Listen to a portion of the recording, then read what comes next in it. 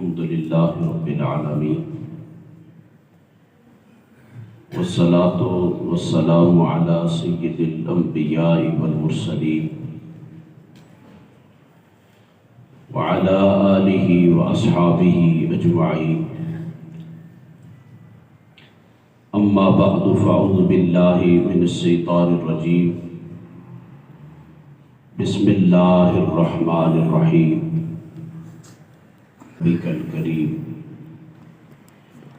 الذی خلقک فسواک فعدلک صدق اللہ العظیم فقد قال اللہ تبارک و تعالی فی شان حبیبہ مخبرا و عامرا ان اللہ و ملائکتہ یصلون علی النبی یا ایھا الذین آمنوا صلوا علیہ وسلموا تسلیما اللہم صل علی سیدنا و مولانا محمد و اصحاب سیدنا و مولانا محمد وبارک وسلم الصلاۃ والسلام علیک یا سیدی یا رسول اللہ وعلی آلک و اصحابک یا حبیب اللہ الصلاۃ والسلام علیک یا شفیع المذنبین وعلی آلک و اصحابک یا رحمتا للعالمین خشخش جنہ قدر نہ میرا میرے صاحب نو وڈیائیاں میں گلیاں دا روڑا کوڑا محل چڑھایا سائیاں تمام تعریفیں اس وحدہ لا شریک کے لیے جس نے ہم سب کو اشرف المخلوقات انسان بنایا. درود و سلام احمد مجتبیٰ جناب محمد مصطفیٰ صلی اللہ علیہ وسلم کی ذات ببرکات پر کہ جن کے وسیلہ جلیلہ سے یہ کائنات عالم محض وجود میں آئی اور ہم کو قسم قسم کے انعامات سے نوازا گیا.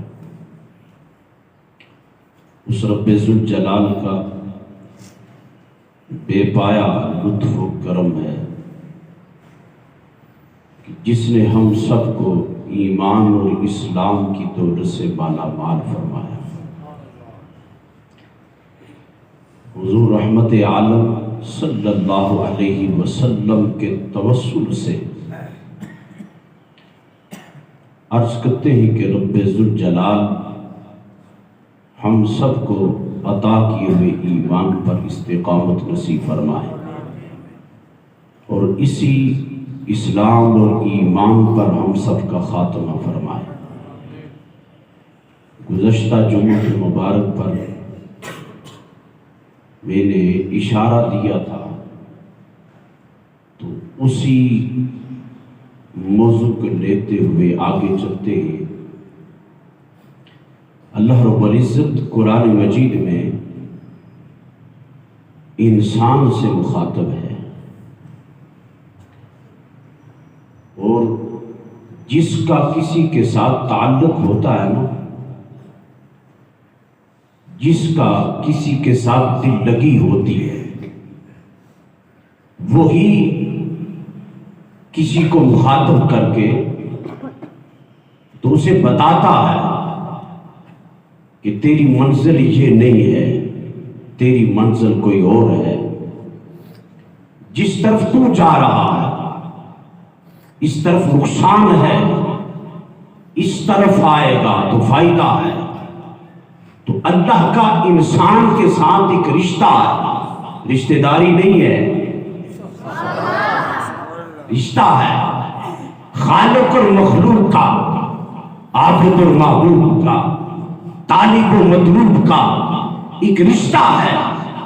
اور اللہ کہتا ہے انسان ساری کائنات کو میں نے کل سے بنایا ہے، تجھے اپنے دست قدرت سے بنایا.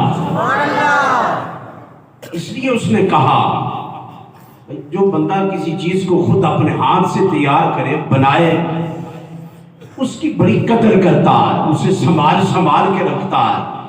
تو اللہ بھی کہتا ہے انسان میں نے تجھے اپنے دست قدرت سے تخلیق کیا ہے، تو میرا شاہکار ہے، تجھے میں نے عزت کا تاج بنایا ہے۔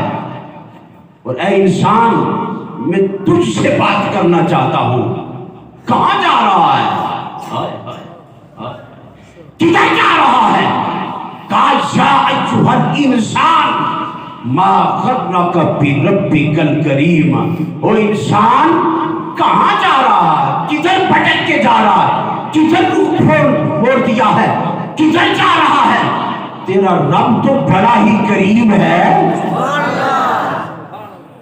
پھر یہاں میں ایک بات کروں گا، پھر آگے بات کریں گے۔ اولاد والدین کو ساری اولاد پیاری ہوتی ہے، لیکن کوئی بیٹا نافرمان ہو جائے نا تو گھر والے والدین اسے جائیداد سے، گھر سے آگ کر دیں، اخبار میں لکھ دیں کہ اس سے ہمارا کوئی نفع نقصان کام اس کے وارث نہیں ہے، ہم سے نہیں پوچھا جائے گا، آگ کر دیا جاتا ہے۔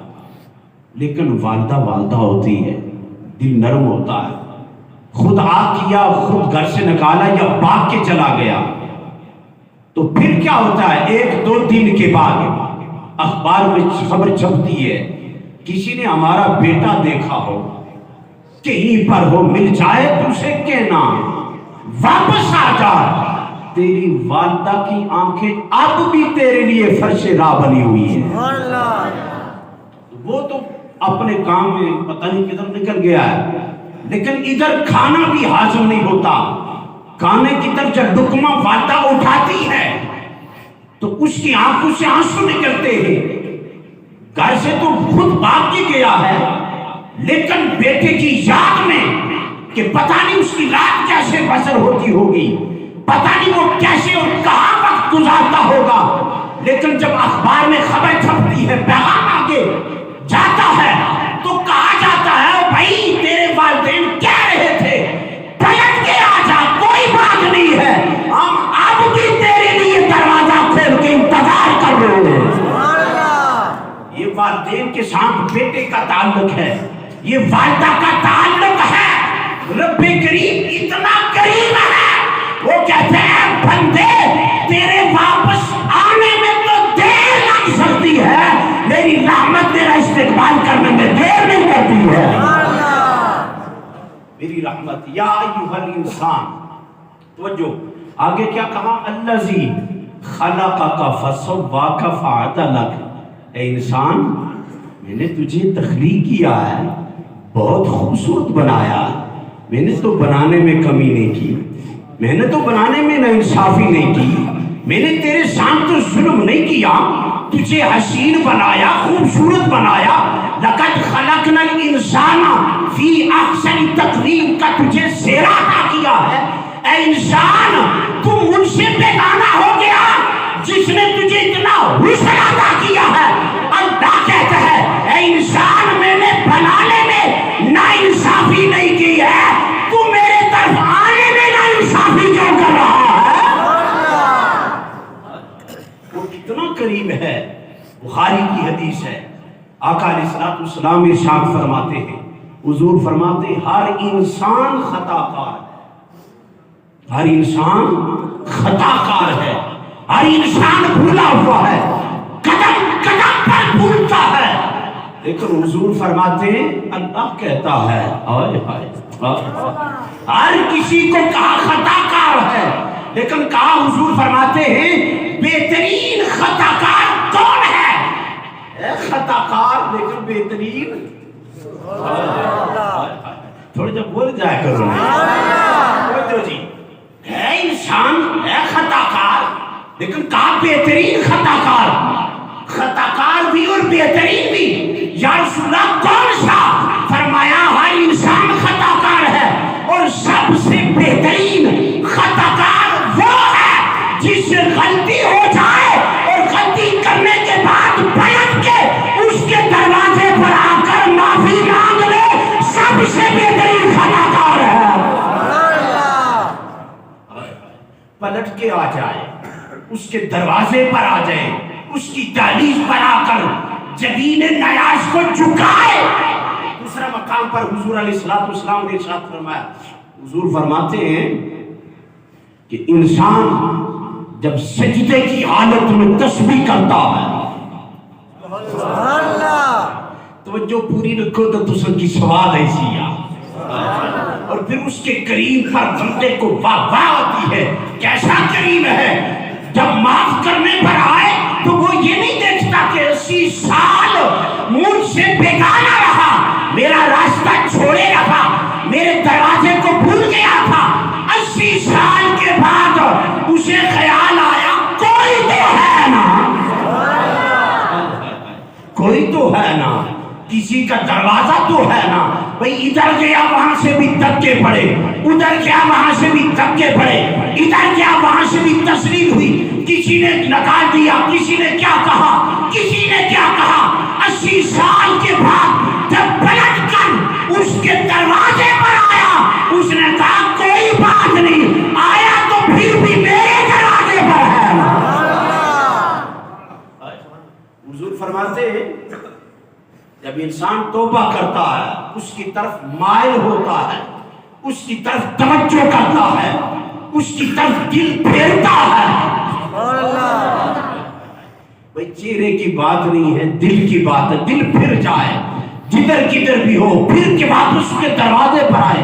حضور فرماتے ہیں اتنا کوئی بندہ کسی کا انتظار اس شدت سے نہیں کرتا ہے، ماں اپنے بیٹے کا انتظار اس شدت سے نہیں کرتی ہے، باپ اپنے